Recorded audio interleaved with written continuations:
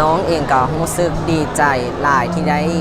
ระดับชาติในครั้งนี้เพราะว่าต้องผ่านอุปสรรคหลากหลายอย่างอย่างเช่นสิวขึ้นเนื่องจากความเครียดและก็การเรียนที่หนักจึงสามารถญาติได้อันดับที่1ระดับชาติได้ในการทำเรียนนี่ครูอาจารย์ว่าพ่อแม่ผู้ปกครองได้มีการแนะนำน้องเท่าไหร่แนะนำว่าให้ได้เต็มที่ที่สุดถึงผลมันจะออกมาแนวใดก็ยอมรับกับสิ่งนั้นและการแนะนำว่าให้อ่านบทเรียนหลายๆทักษะการเรียนของน้องมีทักษะการเรียนอะไรคะที่มันเป็นนักเรียนเก่งทักษะการเรียนก็คือเน้นเรียนให้เข้าใจที่บ่เน้นจื่อว่าถ้าเราเข้าใจเราจะสามารถแก้บทเสียงได้ทุกอันในความใฝ่ฝันของตัวเองในอนาคตคิดว่าอยากจะสืบต่อเรียนอย่างอาจจะเรียนสายวิศวะเพราะว่าวิศวะมันสามารถช่วยพัฒนาโลกนี้ให้ไปในอนาคตภายภาคหน้าอยากเชิญชวนหมู่ให้ตั้งใจเรียนให้ได้ดีสำหรับหมู่คนไหนที่อยากจะเป็นนักเรียนเก่งระดับชาติให้อดทนผ่านพาอุปสรรคดูมันศึกษา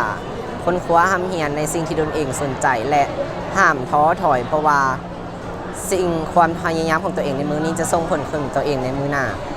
คือว่ามื้อนี้เป็นมื้อที่ว่าปลื้มปิติและยินดีหลายที่นักเรียนพวกเขาสื่อเท่าเวียงทองนี้เป็นผู้ได้รับรางวัลที่1รางวัลชนะเลิศในวิชาเคมีศาสตร์ชั้นม .4 คือเป็นบาทเก้า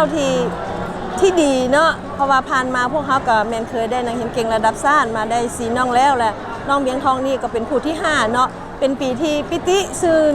สมและดีใจหลายเนาะที่ได้ประสบผลสำเร็จในสงเฮียน 2025-2026 นี้ข้าพเจ้าแนะนำอำนวยการก็แม่นขอสมเสยมายังน้องเวียงทองและพร้อมด้วยครูที่ได้ฝึกซ้อมน้องจึงให้ประสบผลสำเร็จมาถึงทุกมื้อนี้แล้วก็ขอบใจมายังผู้ปกครองและก็น้องนักเรียนทุกคนที่ให้กำลังใจเป็นกำลังใจเสมอมาเนาะอันนี้ก็คือว่าเป็นผลงานอันยิ่งใหญ่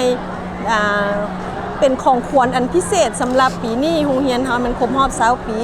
ซึ่งหากระจัดการเฉลิมฉลองไปวังบ่โดนมานี่ก็ถือว่าอันนี้เป็นรางวัล